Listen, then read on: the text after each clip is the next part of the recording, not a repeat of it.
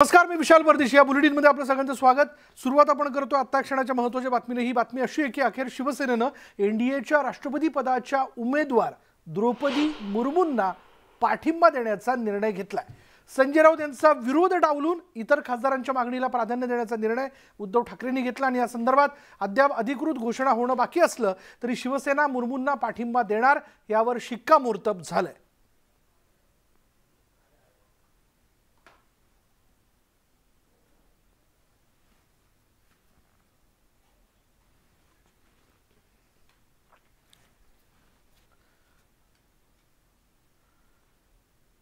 राष्ट्रपती पदाच्या निवडणुकीसाठी भाजपला मदत करावी अशी आम्ही मागणी केल्याची माहिती नाशिकचे खासदार हेमंत गोडसे यांनी दिली आहे. पहिल्या आदिवासी महिला राष्ट्रपती होणार असतील तर आपण पाठिंबा द्यायलाच पाहिजे असं मत खासदारांनी बैठकीत मांडलं. यावर विचार करू असं उद्धव ठाकरे म्हणाल्याचंही गोडसेंनी सांगितलं. केंद्र आणि राज्य सरकार एकत्र असेल तर विकास कामांना गती मिळेल. नैसर्गिक युती करावी अशी मागणी खासदारांनी पक्षप्रमुखांना केली आहे. युतीमध्ये असताना आलेले अनुभव आणि महाविकास आघाडीमध्ये आलेले अनुभव यात खूप फरक असल्याची जाणीवही खासदारांनी पक्षप्रमुखांना करून दिली. शिंदे गटापाठोपाठ लोकसभेतील काही खासदार देखील भाजपच्या संपर्कात असल्याची चर्चा आहे आणि शिवसेनेच्या याच खासदारांपैकी एक असलेले नाशिकचे हेमंत गोडसे आपल्यासोबत आहे. काल मातोश्रीवर जी बैठक झाली त्या बैठकीला आपण उपस्थित. काय नेमका सूर होता शिवसेनेच्या खासदारांचा? कालची जी बैठक होती त्यामध्ये प्रामुख्यानं राष्ट्रपतीची जी येणारी निवडणूक आहे त्या संदर्भामध्ये पक्षप्रमुख आदरणीय उद्धव साहेबांनी सर्वच खासदारांचे मतं त्या ठिकाणी जाणून घेतलेले आहेत आणि आम्ही त्या संदर्भामध्ये प्रत्येकाचे विचार मांडत असताना शिवसेना प्रमुखांनी देखील अशा प्रकारचा पक्षविरहित निर्णय प्रतिभाताई पाटील ज्यावेळेस राष्ट्रपती झाल्या त्यावेळेस बिनशर्त त्या ठिकाणी केला होता. आणि मग या देखील आदिवासी महिला आहेत आणि आदिवासी महिलेला जर राष्ट्रपती पद मिळतंय तर निश्चितच आपण सकारात्मकपणे विचार केला पाहिजे अशा प्रकारची विनंती आम्ही सर्वच खासदारांनी बऱ्यापैकी त्या ठिकाणी केली आणि साहेब देखील अनुकूल या विषयामध्ये होते. निश्चितच आपण लवकर सकारात्मकपणे याचा विचार करू अशा प्रकारची विश्वास म्हणजे त्यांनी अशी ग्वाही देखील त्या ठिकाणी दिलेली. एकनाथ शिंदे गटाकडनं आपल्याशी काही संपर्क झालाय का? या सगळ्या खासदारांना घेऊन एक जो गट आहे तो पुन्हा भाजपच्या जवळ जाऊ पाहतोय आणि यासाठी काही एकनाथ शिंदे गटाकडनं आपल्याशी काही चर्चा झाली का? या संदर्भामध्ये मी तेच सांगितलं का आम्ही आमचे मतं आमच्या पक्षप्रमुखांना त्या ठिकाणी सांगितलेले आहेत का आपण महाविकास आघाडीचा एक 25 वर्षाचा जर आपण आलेख बघितला युतीचा आणि जर 2.5 वर्षाचा जर महाविकास आघाडीचा जर अनुभव बघितला तर मला असं वाटतं का महाविकास आघाडीच्या अनुभवातून आम्हाला जो काही अनुभव आला स्थानिक पातळीवर अनुभव अतिशय चुकीचे आहेत आणि अनेकदा जिल्हा नियोजन समिती असेल अशा अनेक आमदारांना देखील त्या ठिकाणी अनुभव वाईट आलेत आणि म्हणून आपण नैसर्गिक युती जी आहे त्यामध्ये जर राहिलो तर निश्चित त्याचा उपयोग होईल अशा प्रकारचं मत आम्ही मांडलं. बाकी निर्णय हे पक्षप्रमुख घेतील. जर्नलिस्ट हेमंत बागुलसह लक्ष्मण घाटोळ, न्यूज 18 लोकमत, नाशिक. भाजपसह महाराष्ट्रात सत्तेत विराजमान झालेल्या एकनाथ शिंदे गटाला एनडीएकडून बैठकीचं निमंत्रण देण्यात आलं. आगामी राष्ट्रपतीपद निवडणुकीसंदर्भात दिल्लीत आयोजित होणाऱ्या बैठकीला शिंदे गटाकडून दीपक केसरकर उपस्थिती लावणार आहेत. उद्या दिल्लीत एनडीएची बैठक पार पडते आणि या बैठकीकरता शिंदे गटाकडनं दीपक केसरकर जाणार आहेत.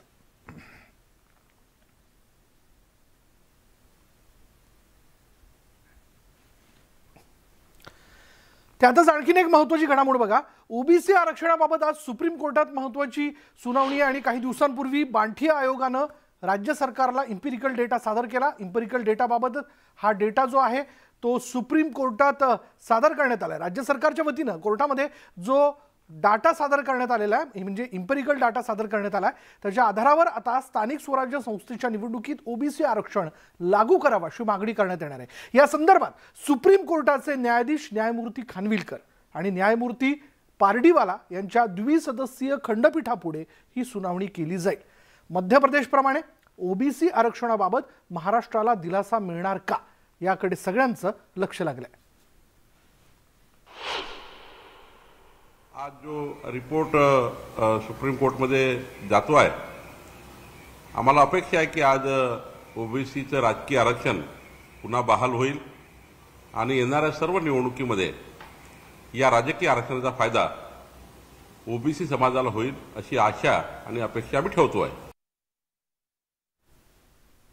आणि आता आपण जाणून घेणार आहोत राज्यातल्या पावसाबद्दलच्या घडामोडी. मुंबईत पावसाची संततधार सुरूच आहे. या पावसामुळे अनेक सखल भागात पाणी साचलं असून अँटॉप हिल परिसरातही पाणी साचल्याचं बघायला मिळतं. हा परिसर जलमय झाला आहे. या साचलेल्या पाण्यातून वाट काढताना नागरिकांना मोठी कसरत करावी लागते. या पावसाचा रस्ते वाहतुकीवर परिणाम झाला. पाऊस सध्या थांबला असला तरी पाण्याचा निचरा अद्याप झाला नाही. त्यामुळे नागरिकांना अडचणींचा सामना करावा लागतोय.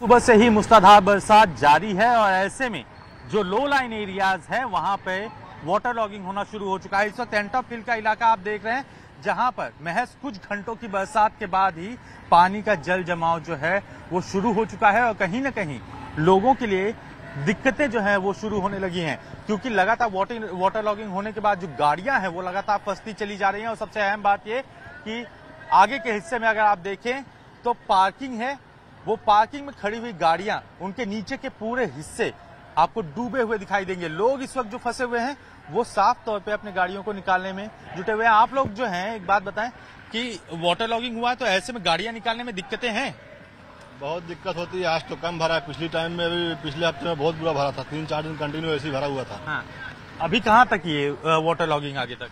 आगे वो नाके तक रहेगा. लगातार रहेगा? हाँ, लगातार रहता है. और वो साइड का जो रोड है वो भी पूरा डूबा हुआ रहता है.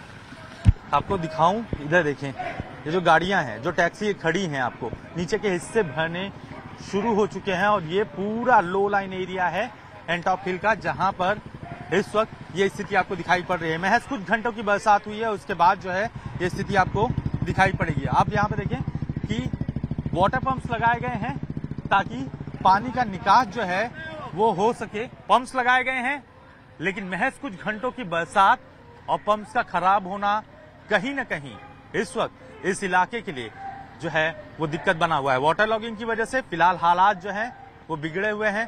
फायर ब्रिगेड तैयारी में जुटी हुई है.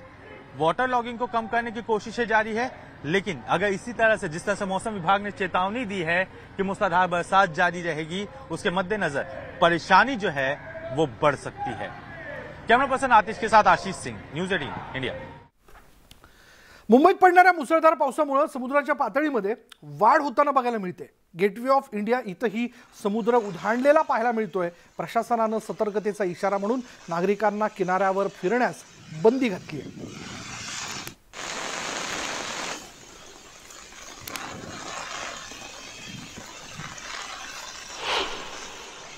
मुंबईत गेले 2-3 दिवस सातत्यानं पाऊस सुरू आहे. त्यातही काल रात्रीपासून पावसानं विशेष जोर धरलेला आहे. मी सध्या मुंबईच्या गेटवे परिसरामध्ये आहे, जिथून मी तुम्हाला दाखवू शकते की समुद्राला उधाण आलेलं आहे. कारण आज आत्ता 11 वाजता इथं भरती आहे आणि भरतीच्या वेळेला जवळपास 4.47 मीटर एवढ्या उंचीच्या लाटा समुद्रामध्ये उसळणार आहेत. आपण सध्या पाहतो आहोत की मोठ्या लाटा तर आपल्याला दिसत नाही, कारण पाऊस थांबलेला आहे आणि वाऱ्याचा वेग सुद्धा कमी झालेला आहे. परंतु समुद्राची जी पातळी आहे ती मात्र बऱ्यापैकी उंचावर आलेली आपण बघू शकतो. हा परिसर कायमच पर्यटकांनी भरलेला असतो, परंतु आज मात्र पर्यटकांची गर्दी या ठिकाणी कमी आहे. कारण मी जसं म्हणाले की काल रात्रीपासून पावसानं विशेष जोर धरलेला होता आणि सतत काल रात्रभर मुंबईमध्ये पाऊस पडलेला आहे. काल दिवसभर सुद्धा मुंबईमध्ये पाऊस होता. मुंबई शहर परिसरामध्ये तुलनेत कमी पाऊस झालेला आहे, परंतु मुंबईच्या पूर्व उपनगरामध्ये मात्र जोरदार पाऊस काल झाला होता.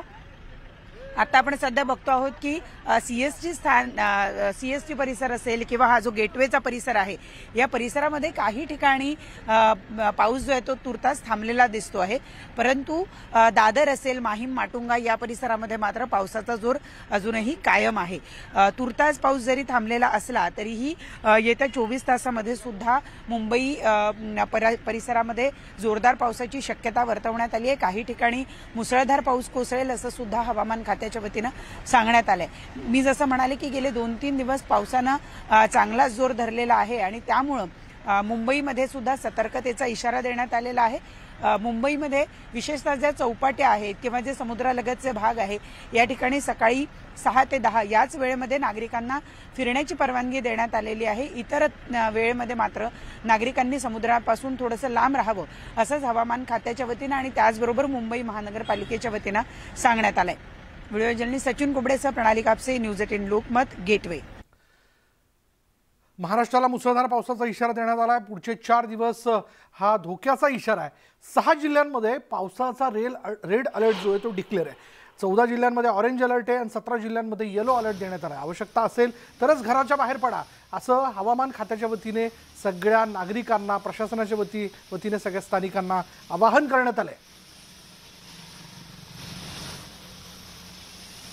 त्यातच कोणत्या जिल्ह्यांमध्ये रेड अलर्ट आहे यावरती एक आपण नजर टाकूयात।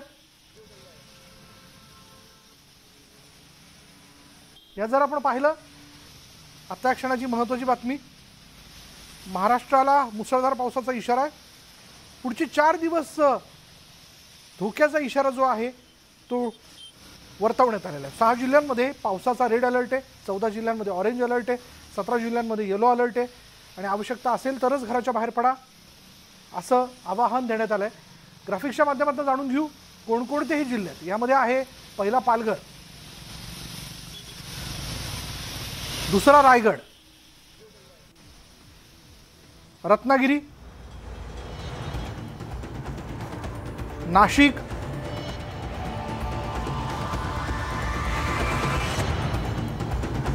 पुणे, कोल्हापूर, चंद्रपूर,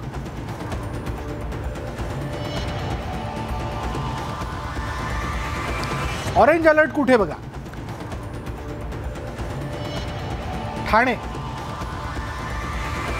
मुंबई, सिंधुदुर्ग, सातारा,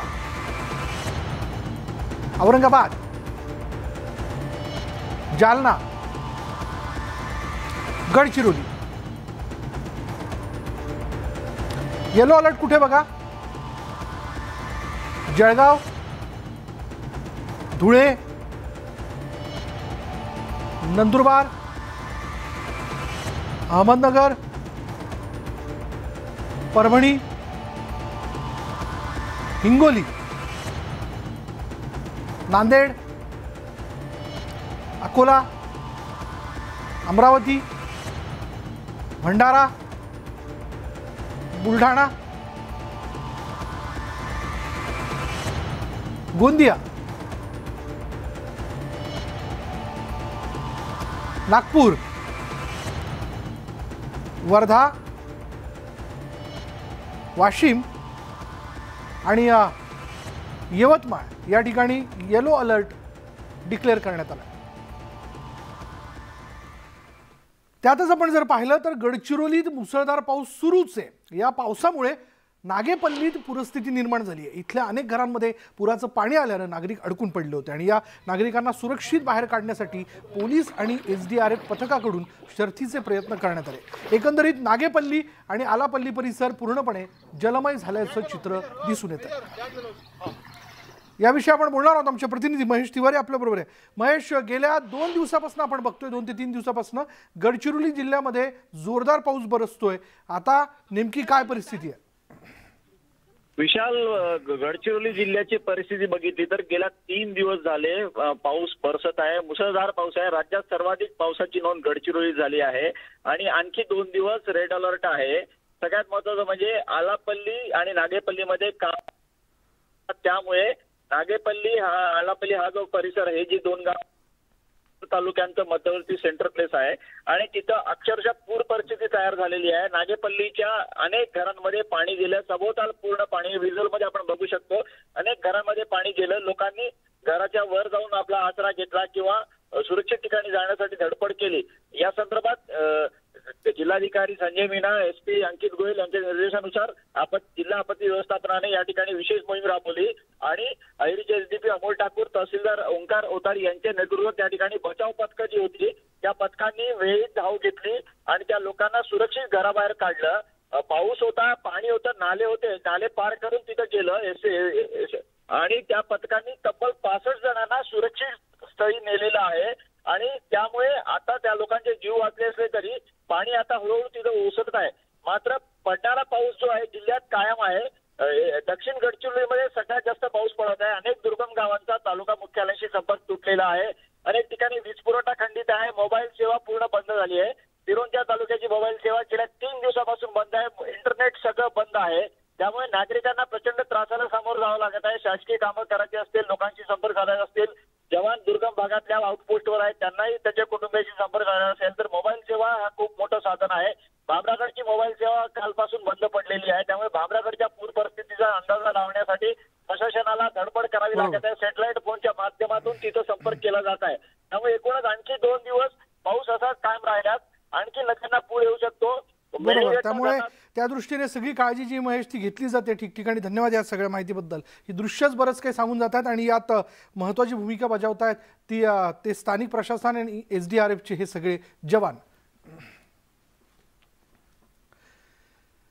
सांगलीच्या शिराळा तालुक्यात गेल्या 8 दिवसांपासून पावसाची संततधार सुरूच आहे. अशात मिरुखेवाडीमध्ये घराची भिंत कोसळून मोठं नुकसान झालंय. सुदैवाने यात कोणतीही जीवितहानी झाली नाही. भूस्खलनाचा संभाव्य धोका लक्षात घेता खबरदारीचा उपाय म्हणून प्रशासनाने इथल्या सगळ्या कुटुंबांना सुरक्षित ठिकाणी हलवलंय.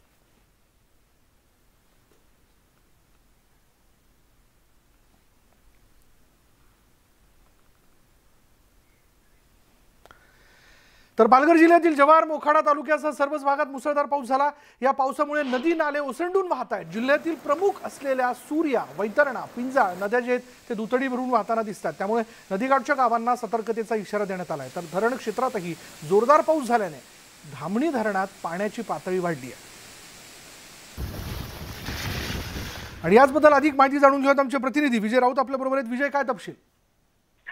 विशाल, गेल्या 2-3 दिवसापासून मुसळधार असा पाऊस जो आहे तो पालघरमध्ये धो-धो बरसतोय आणि त्यामुळं धरणं जे आहेत ते जवळपास 60% 70% धरणं भरलेले आहेत. परंतु सूर्या नदी असेल, मध्य वैतरणा असेल किंवा पिंजाळ नदी जी आहे त्यांनी धोक्याची पातळी ओलांडलेली आपल्याला पाहायला मिळते. त्यामुळं नदीकाठच्या गावांना देखील या ठिकाणी सतर्कतेचा इशारा जो आहे तो प्रशासनाकडून देण्यात आलेला आहे. आता देखील पाऊस जो आहे तो धो-धो पडताना आपल्याला पाहायला मिळतो. त्यामुळे पूर्णपणे जनजीवन जे आहे ते विस्कळीत झाले आपल्याला पाहायला मिळते.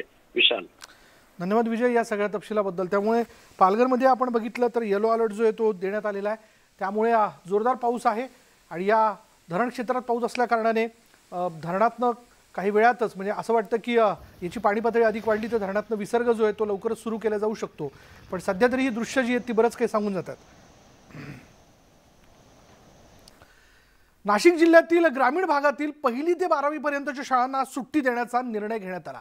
तर महानगरपालिका क्षेत्रात शाळा प्रशासनाने त्यांच्या स्तरावर परिस्थिती बघून निर्णय घेण्याचे पालिका प्रशासनाचे आदेश आहेत. नाशिक जिल्ह्यामध्ये रेड अलर्ट जाहीर करण्यात आलेला आहे आणि खबरदारी म्हणून प्रशासनाने हा निर्णय घेतला.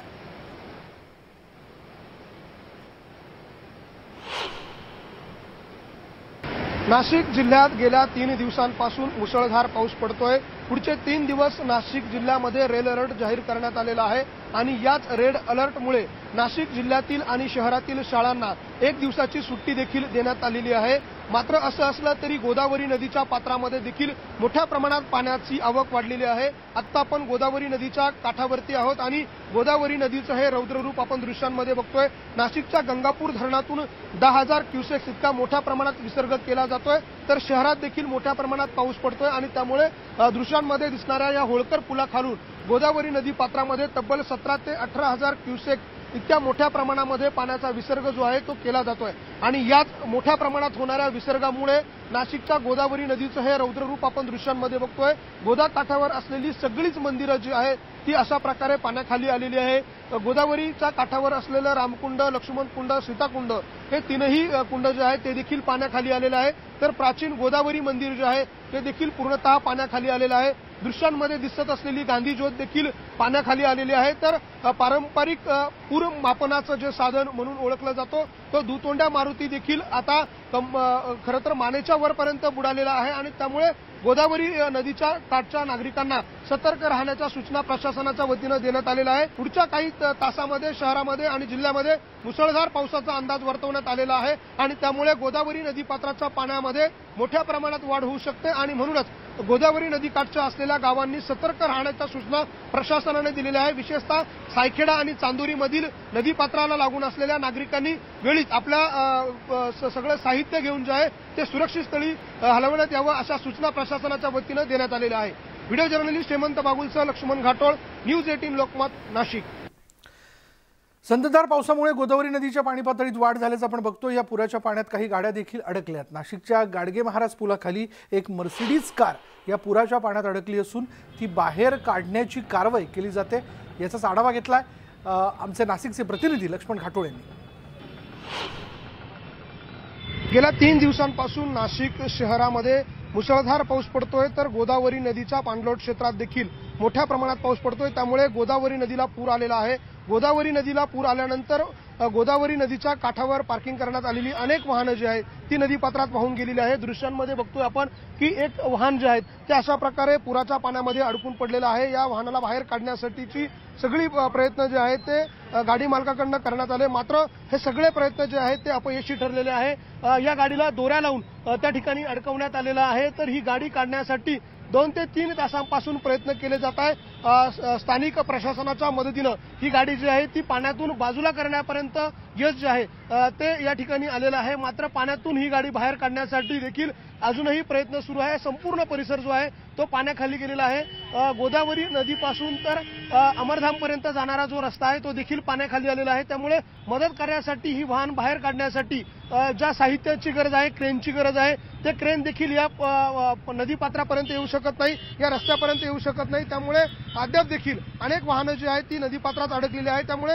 ही वाहनं काढण्याचे शर्थीचे प्रयत्न जे आहे ते या ठिकाणी केले जात आहेत। व्हिडिओ जर्नलिस्ट हेमंत बागुलसह लक्ष्मण घाटोळ, न्यूज 18 लोकमत, नाशिक। नाशिक जिल्ह्यात पडत असलेल्या मुसळधार पावसामुळे गोदावरी नदी दुथडी भरून वाहताना दिसते आणि गोदावरी नदीला आलेल्या पुरामुळे लक्ष्मणकुंड, रामकुंड, सीताकुंड आणि दशक्रिया विधी घाट पाण्याखाली गेला।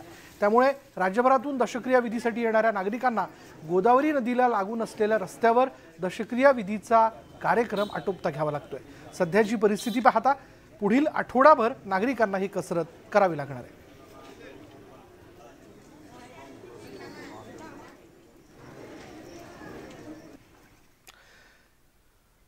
नाशिक धरण परिसरात जर आपण किती पाणी सध्या त्याची टक्केवारी काय हे जर जाणून घ्यायचं झालं तर बघा, गंगापूर धरणात 66% पाणी साठा आहे, दारणामध्ये 70%, ओझरखेडमध्ये 97%, मुकडेमध्ये 60%, भावलीमध्ये 74%, वालदेवीत 66% आणि वाघाडमध्ये 96% पाणी साठा आता झालेला आहे।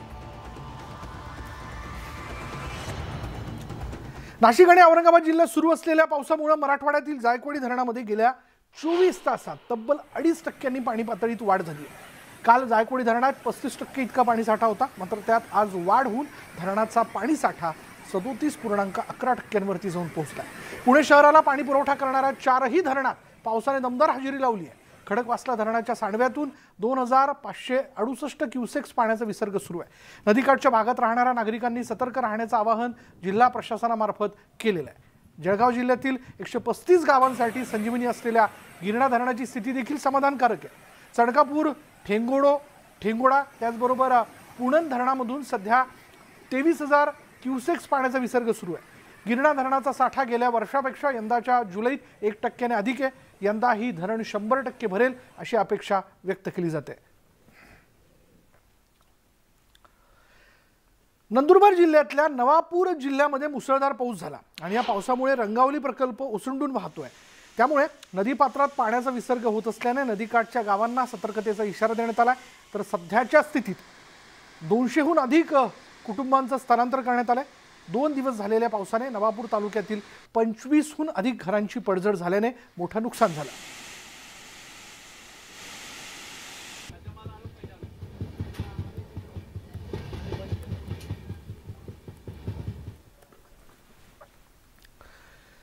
तर रात्रभर पडणाऱ्या पावसाने खालापूर तालुक्यातील खोपोली पाली मार्गावर पाणी साचले। तुकसई गावाकडे जाणाऱ्या या मार्गावरील अंबा नदी ओसंडून वाहते आणि या नदीचं पाणी तिथे असणाऱ्या छोट्या पुलावरून वाहत असल्याने हा पूल वाहतुकीसाठी बंद करण्यात आलाय। तर तालुका प्रशासन इथल्या परिस्थितीवर लक्ष ठेवून आहे।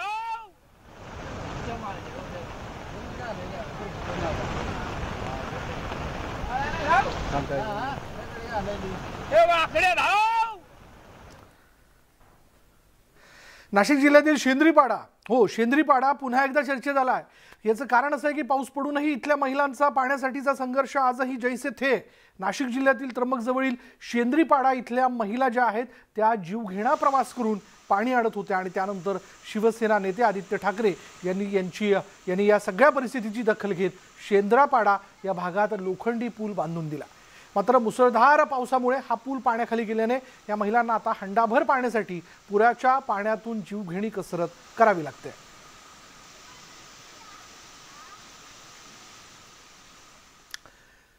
तर जाऊयात गुजरातमध्ये, बघूयात तिथे नेमकी पावसामुळे काय परिस्थिती। गुजरातला मुसळधार पावसाने झोडपलंय। राजकोट नवसारी या भागात परिस्थिती जी आहे ती गंभीर आहे। मुसळधार पावसामुळे राजकोटमधल्या वोंकळी भागातल्या अनेक घरात पाणी शिरलंय। शास्त्रीनगर भाग जलमय झाला होता। नवसारीतल्या अंबिका नदीला पूर आला आणि पुराचं पाणी अनेक गावांमध्ये शिरलं असून बिलीमोरा अमलसाड मार्ग पाण्याखाली गेला।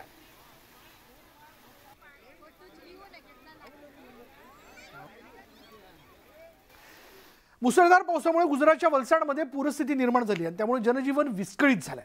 मुसळधार पाऊस जो आहे त्या पावसामुळे गुजरातचा तापी जिल्ह्यातील सोनगड तालुक्यात असणाऱ्या दोसवाडा धरणाच्या पाणी पातळीत वाढ झाल्याचं बघायला मिळतं आणि त्यामुळे प्रशासनाकडून अलर्ट जारी करण्यात आला। तर अहमदाबादमध्ये पूरस्थिती निर्माण झाली होती। अहमदाबाद शहरातील सखल भागांमध्ये पाणी साचलं होतं। पावसाचा जोर कमी झाला असला तरी अनेक ठिकाणी अद्याप पाणी साचलेलं आहे।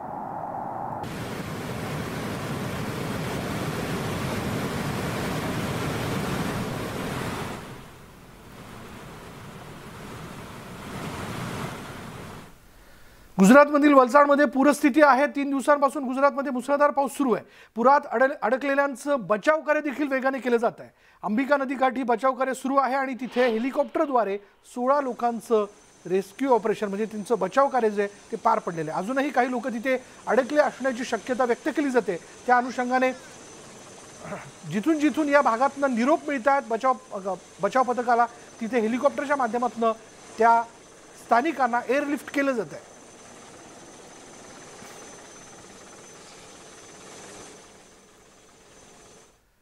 केरळबद्दल जाणून घेणं महत्त्वाचं आहे। केरळमधील इडुक्कीमध्ये मुसळधार पावसाने हजेरी लावली।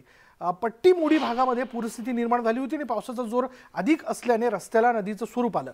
तेलंगणातील भूपालपल्लीमध्ये झालेल्या मुसळधार पावसामुळे धरणाच्या पाणी पातळीत वाढ झाली आणि जिल्ह्यातील कालेश्वरम गावामध्ये या धरणाचं पाणी शिरलंय। तेलंगणाच्या निजामाबादमधील श्रीराम सागर धरणातून मोठ्या प्रमाणात पाण्याचा विसर्ग करण्यात आला आणि मुसळधार पावसामुळे धरणांच्या पाणी पातळीत वाढ झाल्याचं आपण बघतोय। धरणाचे 9 दरवाजे आता यानंतर उघडण्यात आलेत।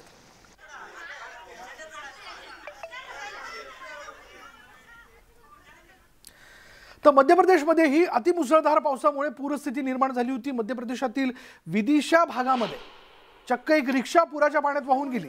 अनेक घरं देखील पाण्याखाली गेली आहेत। ही दृश्य आपण बघतोय। दृश्यांमध्ये आपण पाहू शकतो की ही रिक्षा आहे। या रिक्षाचं छत दिसतंय। अख्खी रिक्षा जी ती पाण्याखाली आहे आणि पाण्याचा वेग एवढा आहे किंवा हा प्रवाह जो आहे ज्या वेगाने पुढे जातोय किंवा त्याचा जोर इतका आहे की ही रिक्षा देखील या पाण्यामध्ये वाहून गेली आहे।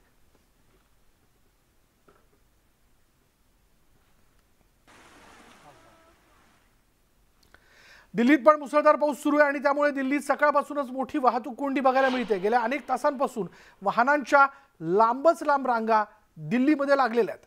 आठवड्याचा दुसरा दिवस अर्थात कामकाजाची वेळ आणि त्यामुळे सगळी मंडळी जी आहेत अर्थात समविषम संख्या ही गाड्यांची असली नंबर प्लेट प्रमाणे तरी या गाड्या बाहेर पडणं ज्या आपण बघतो त्याची संख्या मोठी आहे। त्यामुळे या दिल्लीमध्ये सुरू असलेल्या पावसाचा फटका जो आहे तो वाहतुकीला देखील बसलाय।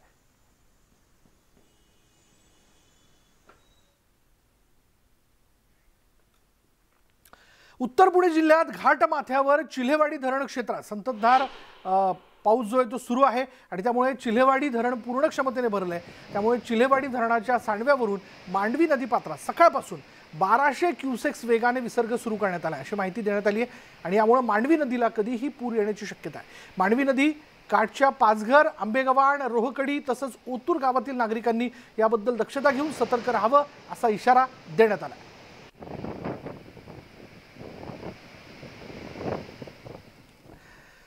कोकणचं निसर्ग सौंदर्य म्हणजे जणू साक्षात स्वर्गच आणि त्यातच मुसळधार पाऊस. त्यामुळे कोकणचं निसर्ग सौंदर्य जे आहे त्याच्यामध्ये भर पडताना दिसते. हिरवेगार डोंगर, पावसाच्या सरी आणि डोंगर माथ्यावरनं पिसळणारे धबधबे याचा आस्वाद पर्यटक घेताना दिसत आहेत. रत्नागिरी जिल्ह्यातील असाच एक धबधबा संगमेश्वर तालुक्यातील उक्षी इथला धबधबा पर्यटकांचं खास आकर्षण ठरला आहे. धबधब्याच्या समोरून धावणाऱ्या कोकण रेल्वेचा हा व्हिडिओ सर्वांचं मन मोहित करून टाकतोय आणि हा व्हिडिओ खास न्यूज 18 लोकमतच्या दर्शकांसाठी. आणि हाच व्हिडिओ जर आपण लक्षात घेतला तर यापूर्वी आपण शाहरुख खानच्या चेन्नई एक्सप्रेस या चित्रपटात देखील बघितला होता. याच ठिकाणी शाहरुख खानच्या चित्रपटाचा सीन जो आहे तो चित्रित करण्यात आला होता. हा धबधबा जो आपल्याला बघायला मिळतो.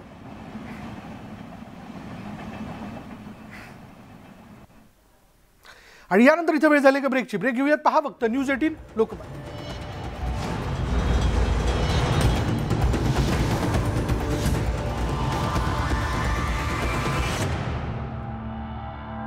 मागणी करण्यात. ब्रेकनंतर बघूया अमरावती जिल्ह्यातील मेळघाटात दूषित पाण्यामुळे कोयलारी 5 डोंगरी इथे चौघांचा मृत्यू झाला. 400हून अधिक ग्रामस्थांची प्रकृती खालवली आणि या घटनेला 6 दिवस उलटूनही अद्यापही इथली परिस्थिती नियंत्रणात आली नाही. या ठिकाणी आजारी असूनही अनेकांना जबरदस्तीने घरी नेलं जात असल्याचा आरोप करण्यात आला आणि त्यामुळे दवाखान्यापुढे पोलिसांचा 24 तास बंदोबस्त लावण्यात आला असून पोलीस बंदोबस्तात इथल्या नागरिकांवर उपचार केले जात आहेत.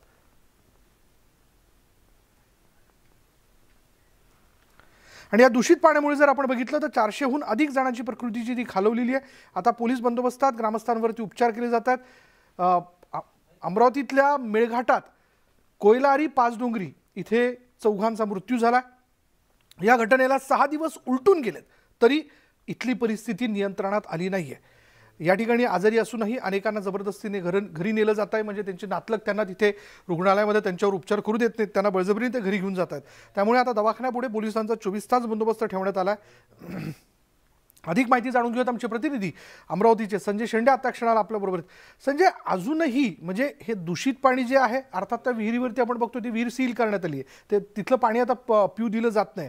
पण असं असतानाही तिथली परिस्थिती नियंत्रणात का येऊ शकली नाही? विशाल, मेळघाटातील जर परिस्थिती बघितली तिथे अशिक्षितपणाचा आणि जे आपण अंधश्रद्धा म्हणतो ती मोठ्या प्रमाणात फोफावलेली आहे.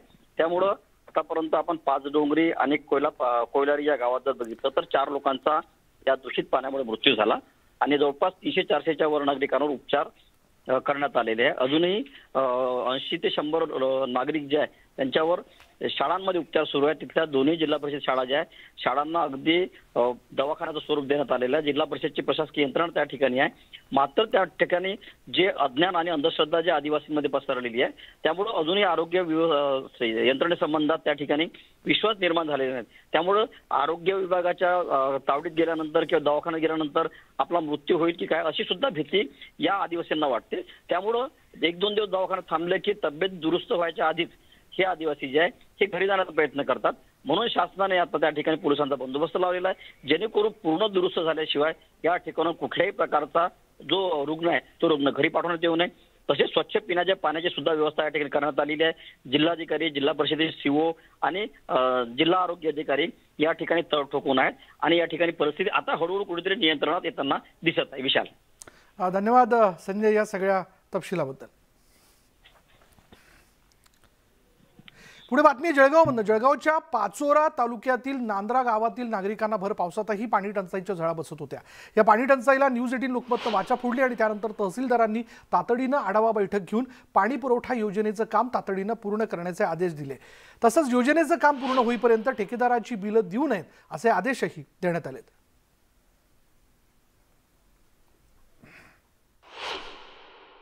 ग्रामसभेमध्ये आम्ही योजना हस्तांतरण करण्याबाबत ग्रामस्थांजवळ विषय मांडलेला होता. परंतु ग्रामस्थांनी स्पष्ट नकार दिलेला आहे की योजना जोपर्यंत कार्यान्वित होऊन ती योग्य रीतीने पाणी सुरळीत चालू करत नाही तोपर्यंत योजनेला ग्रामपंचायतीने हस्तांतरण करण्यात येऊ नये. अगर जर योजना हस्तांतरण केले त्यास सर्वस्वी जबाबदारी ग्रामपंचायतीची असेल. त्यामुळे आम्हाला योजनेसंदर्भात कुठल्याही पद्धतीचा पाठपुरावा करता येत नाहीये. त्यातच राज्यात एकीकडे अतिवृष्टी होऊन पूरस्थिती निर्माण झाली आहे, दुसरीकडे वाशिम जिल्ह्यात मात्र उलट चित्र आहे. वाशिम जिल्ह्यात अद्याप सर्वत्र मुसळधार पाऊस न पडल्याने नदी नाले अजूनही खोरडे ठाक आहेत. वाशिमच्या एकबुर्जी प्रकल्पात 5% आत तर जिल्ह्यातील सर्वच 138 पाणी प्रकल्पात केवळ 19% एवढाच पाणी साठा शिल्लक आहे. पिण्याच्या पाण्यासह सिंचनाचा प्रश्न जो आहे तो निर्माण होण्याची दाट शक्यता आहे. परंतु हा जो पाऊस पडलेला आहे, हा पाऊस सगळीकडे सारखंच पडलेला नाही. काही सर्कलमध्ये जास्त पाऊस पडलेला आहे, काही सर्कलमध्ये कमी पाऊस पडलेला आहे. कारण पाऊस सगळीकडे समान न पडल्यामुळं पूर्ण जमीन पाणी शोषून घेऊन जमिनीतनं आणखी बाहेर न पडल्यामुळं जो जास्तीचा पाणी जो आहे तो अद्यापही आणखी नाल्यावाटे वाहिलेला नाही. त्याच्यामुळे विहिरीतसुद्धा आणखी म्हणावं त्याप्रमाणे पाणी आलेलं नाही. त्याचबरोबर छोटे छोटे तलाव असतील, धरण असतील, धरणाला सुद्धा अद्याप आणखी पाण्याची पातळी वाढ झालेली दिसून येत नाही. मागील वर्षी जून महिन्याच्या शेवटपर्यंत पावसाने सरासरी गाठली होती, तर जलाशयामध्ये चांगल्या प्रमाणात पाण्याची वाढ झाली होती. मात्र सद्यस्थितीचा जो पाऊस झालेला आहे त्यामुळे जलाशयाच्या पाण्याच्या पातळीत वाढ झालेली नाही. जलाशय अजूनही कोरडे आहेत, त्याच्यामध्ये विहीर असो, तलाव असो किंवा धरण असो. सद्यस्थितीत पाऊस जो आहे तर एक विचित्र चित्रही पाहायला मिळत आहे. अजूनही शेतकऱ्यांच्या पेरण्या काही ठिकाणी झालेल्याच नाही आहे. मागच्या वर्षी इतक्या दिवसात जून महिन्याच्या शेवटपर्यंत जे पाऊस झाला होता त्यामध्ये पिण्याच्या पाण्याचाही प्रश्न मिटला होता. मात्र सद्यस्थितीत जो पाऊस होऊन राहिलेला आहे, जर असाच पाऊस जर झाला तर यावर्षी पिण्याची एक भीषण टंचाई निर्माण होऊ शकते.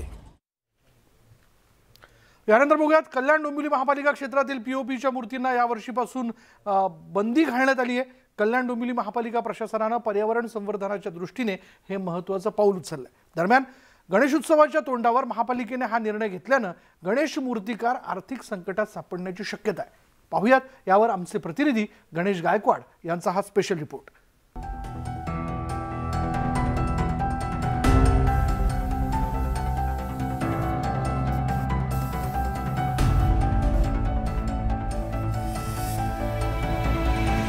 हे आहेत कल्याण डोंबिवली पालिका क्षेत्रातले मूर्तिकार गणेश गव्हाणकर. कल्याणच्या कुंभारवाडा या ऐतिहासिक परिसरात त्यांचं गणेश कला मूर्ती केंद्र आहे.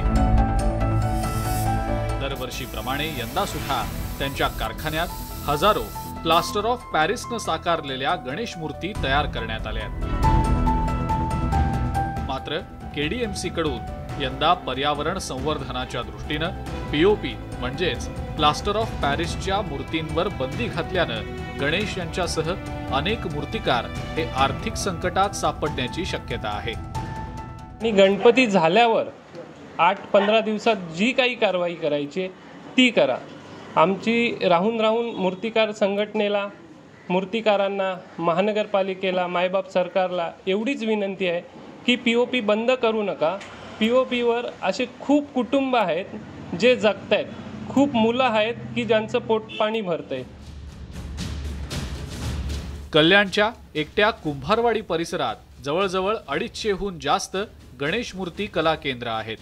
या गणेश मूर्ती कला केंद्रांमध्ये आतापर्यंत जवळजवळ 1.5 लाखांहून जास्त प्लास्टर ऑफ पॅरिसच्या गणेश मूर्ती साकारण्यात आलेल्या आहेत. त्यामुळं बाप्पाच्या सणाच्या आधीच ही मूर्तिकार मंडळी आर्थिक कोंडीत सापडली आहेत. कल्याण डोंबिवली पालिका प्रशासनानं असा तडकाफडकी निर्णय न घेता आपल्याला वेळ दिला पाहिजे असं न्यूज 18 लोकमतशी बोलताना या मूर्तिकारांनी आपली व्यथा व्यक्त केली आहे. पर्यावरणपूरक मूर्ती बनवण्याचा जो निर्णय घेतलेला आहे हा तो आम्हाला मिनिमम 5-10 वर्षापूर्वी सांगायला पाहिजे. आता जर मूर्त्या आमच्या पेंटिंग झालेल्या आहेत आणि कस्टमर घ्यायला आलेत आणि टायमावर तुम्ही मूर्त्या जो बीजा बंदी घालताय, ह्याचा परिणाम आमच्या पूर्ण जीवनावर होऊ शकतो की आम्ही जे कर्ज काढलेत, जे कर्ज भरलेत, ते कर्ज आम्ही फेडणार कसे. प्लास्टर ऑफ पॅरिसमुळे मोठ्या प्रमाणावर जलप्रदूषण होतं. त्यामुळे केंद्रीय प्रदूषण नियंत्रण मंडळाच्या सूचनेनुसार ही बंदी घालण्यात आलेली आहे. त्यामुळे मूर्तिकारांनी सहकार्य करण्याची भूमिका ठेवावी असं महानगरपालिकेतर्फे स्पष्ट करण्यात आलेलं आहे। मनपा क्षेत्रामधील जेवढे काही मूर्तिकार, कारीगर आणि उत्पादक असतील त्यांनी POP पासून मूर्ती बनवून आहे शाडूचा मूर्तीचा वापर करावा, जेणेकरून पर्यावरण समतोल राहण्यास मदत होईल। एकट्या कल्याण डोंबिवली शहरातच 800हून जास्त गणेश कला मूर्ती केंद्र आहेत। त्यामुळे महानगरपालिकेच्या या निर्णयाला यातले किती गणेश मूर्तिकार प्रतिसाद देतात तर किती जण केराची टोपली दाखवतात हे दिसेलच। गणेश गायकवाड, न्यूज 18 लोकमत, कल्याण। आणि यानंतर इथे वेळ झाली का ब्रेकची। ब्रेक घेऊयात, पहा फक्त न्यूज 18 लोकमत।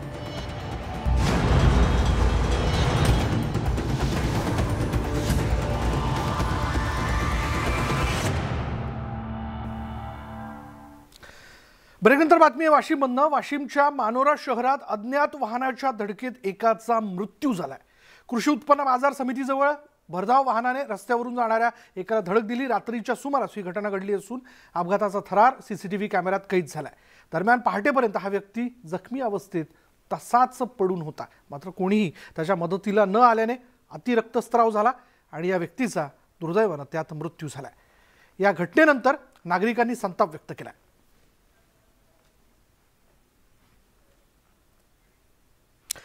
यानंतर जाऊया शिर्डीमध्ये। शिर्डीत गुरुपौर्णिमा उत्सवाला सुरुवात झाली आहे। साईबाबांची शिर्डी भक्तांनी फुलून गेली आहे। शिर्डीत 3 दिवस हा गुरुपौर्णिमेचा उत्सव असतो। उद्या गुरुपौर्णिमेचा मुख्य दिवस असून पायी वारीनं साई भक्त शिर्डीत दाखल झाले।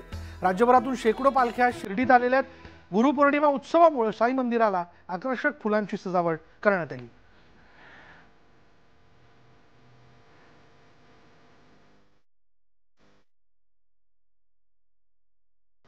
वर्षातनं रामनवमी, गुरुपौर्णिमा हे 2 उत्सव जे शिर्डीमध्ये मोठ्या उत्साहानं साजरे केले जातात। याला विशेष महत्त्व आहे, धार्मिक महत्त्व आहे आणि त्यामुळे आपल्या गुरुची आराधना करण्याकरता म्हणजे अर्थात सगळ्याच इथे येणाऱ्या भक्तांनी बाबांना आपला गुरु मानलेला आहे। आपल्या गुरुला वंदन करण्यासाठी गुरुपौर्णिमा हा जो एक दिवस आहे तो विशेष तिथीचा मानला जातो। म्हणून भाविक जे आहेत म्हणजे इथे बाबांच्या वेगवेगळ्या पालख्याच्या त्या तर दाखल होतातच राज्यभरातनं, पण त्याचबरोबर बाबांना वंदन करण्यासाठी, ओम साईरामचा जयघोष करण्यासाठी म्हणून भाविक मोठ्या संख्येने इथे येतात। 3 दिवस हा गुरुपौर्णिमेचा उत्सव शिर्डीमध्ये साजरा केला जातो। या 3ही दिवशी वेगवेगळे कार्यक्रम शिर्डीमध्ये पार पडतात। आज भारतभरातून आलेल्या भाविकांमधल्या दक्षिणेतल्या एका गटाने बाबांच्या वेशामध्ये एका व्यक्तीला उभं करत नाट्यमय पद्धतीने वेगवेगळी पात्र उभी करत मिरवणूक काढली। यावेळी बाबांच्या नावाचा जयघोष करण्यात आला। द्वारकामाईपासून तर मुख्य समाधी मंदिरापर्यंत भाविकांच्या आता तिथे रांगा लागलेल्या।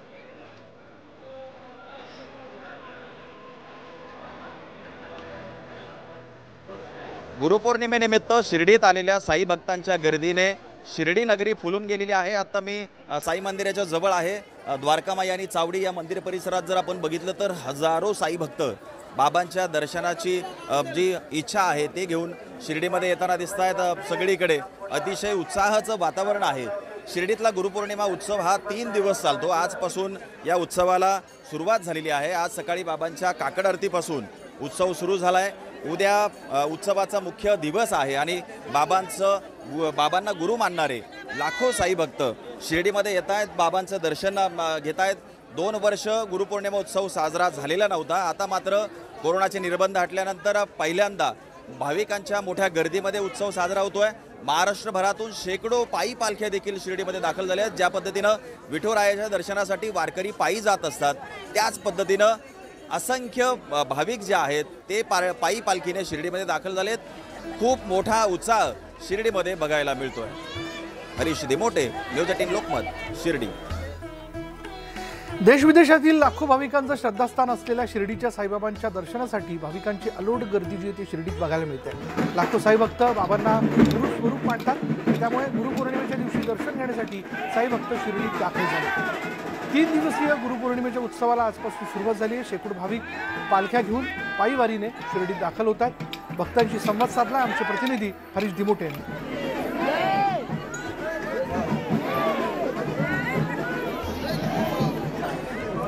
गुरुर्ब्रह्मा गुरुर्विष्णू गुरुर्देवो महेश्वरा गुरूंना साक्षात तिन्ही देवांपेक्षा श्रेष्ठ मानलं गेलं आहे. त्यामुळे गुरुपौर्णिमेच्या दिवशी लाखो साई भक्त असतील किंवा जे गुरुचे भक्त आहेत हे आपल्या गुरुचं पूजन करत असतात. आणि आजपासून शिर्डीतला गुरुपौर्णिमेचा उत्सव सुरू झालेला आहे.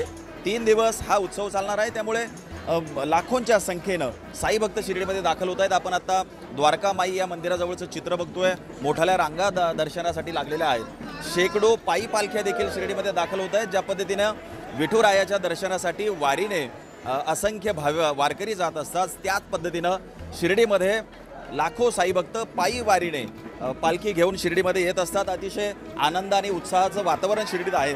काही शिर्डीतले साई भक्त देखील आपल्यासोबत आहे. काय उत्साह आहे शिर्डीमध्ये गुरुपौर्णिमेचा? अतिशय मोठ्या प्रमाणावर उत्साह या ठिकाणी आम्ही सर्व भक्तांमध्ये आहोत. अतिशय मंगलवार भक्तिमय वातावरण या ठिकाणी झालेलं आहे. कारण की आज गुरुपौर्णिमा आहे आणि साईबाबा आमच्यासाठी आमचे गुरु सद्गुरू आहेत आणि सद्गुरूच्या चरणी लीन होण्यासाठी, त्यांना नतमस्तक होण्यासाठी आम्ही आज बाबांच्या दर्शनाला गेलो होतो. अतिशय चांगलं दर्शन झालं. बाबांचं दर्शन घेऊन या ठिकाणी आमचं मन प्रसन्न झालं. तर आमचे साईबाबा गुरु असल्यामुळे आणि गुरुपौर्णिमेचा उत्सव या ठिकाणी अतिशय चांगल्या पद्धतीने या ठिकाणी पार होत आहे. आणि आम्हाला या गोष्टीचा आनंद आहे की बाबांनी या ठिकाणी स्वतःचे गुरु तर कधी सांगितले नाही, परंतु लाखो करोडो आमच्यासारखे जे साई भक्त आहेत त्या आमच्यासाठी आमचे बाबा गुरु आहेत, सद्गुरू आहेत. आणि गुरुपौर्णिमे दिवशी आम्हाला दर्शन घ्यायला मिळालं हे आमच्यासाठी परम भाग्याचं आहे. लाखो साई भक्तांसाठी बाबा गुरु आहेत. तुमच्या देखील काय भावना आहे? तुम्ही दर्शन आज बाबांचं घेतलं. एकदम छान वाटलं. मंदिरात सजावट सुद्धा खूप सुंदर केलेली आहे आणि इतकं प्रसन्न वाटलेलं आहे आज की गुरुपौर्णिमेचा जो आनंद आहे तो आज खूप वाटतोय. आणि पाऊससुद्धा खूप छान झालेला आहे. 3 दिवसापासून पाऊस चालू आहे. आज पहिला दिवस असल्यामुळं आज पाऊससुद्धा थांबलेला आहे पौर्णिमेच्या निमित्ताने 2 दिवसासाठी. कुठेतरी बाबांचा आशीर्वाद घेण्यासाठी हे सगळे साईभक्त शिर्डीमध्ये येत आहेत. 3 दिवस हा उत्साह असाच पद्धतीने सुरू असणार आहे. उद्या उत्सवाचा मुख्य दिवस आहे. सर्व साईभक्तांना बाबांचं दर्शन घेता यावं यासाठी रात्रभर साई मंदिर देखील खुलं राहणार आहे. त्यामुळे उद्या जर तुम्ही मध्यरात्री जरी शिर्डीला आलात तरीसुद्धा साईबाबाचं दर्शन होऊ शकतं. एकंदरीत 3 दिवस शिर्डीमध्ये गुरुपौर्णिमेचा मोठा उत्साह बघायला मिळतोय. हरीश दिमोटे, न्यूज 18 लोकमत, शिर्डी. शिर्डीत 3 दिवस चालणाऱ्या गुरुपौर्णिमा उत्सवाला आजपासून सुरुवात झाल्याचं आपण पाहतोय. पहाटे साईबाबांच्या काकड आरतीनंतर साईबाबांच्या पादुकांची सवाद्य मिरवणूक जी ती काढण्यात आली आणि उत्सवाला सुरुवात झाली. गुरुपौर्णिमा उत्सवाच्या निमित्ताने साई मंदिर, द्वारकामाई, चावडी परिसर आणि इतरही जो परिसर आहे मंदिराचा तो आकर्षक फुलांनी सजवण्यात आला. उद्या गुरुपौर्णिमा उत्सवाचा दुसरा मुख्य दिवस असून लाखो भाविकांच्या मांदियाळीने शिर्डी नगरी फुलून गेली.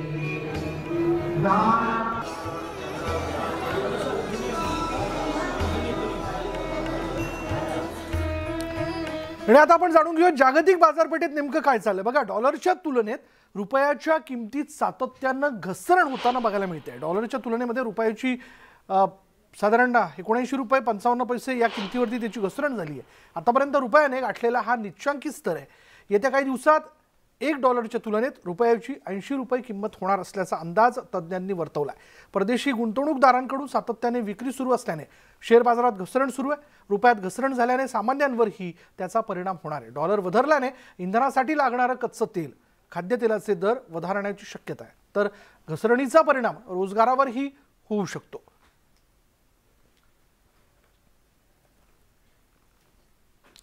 आणि यानंतर या बुलेटिनमध्ये इथेच थांबणार आहोत आणि पुढले काही घडामोडी आपण जाणून घेणार आहोत माझी सहकारी रेणुका बरोबर. पहा फक्त न्यूज 18 लोकमत.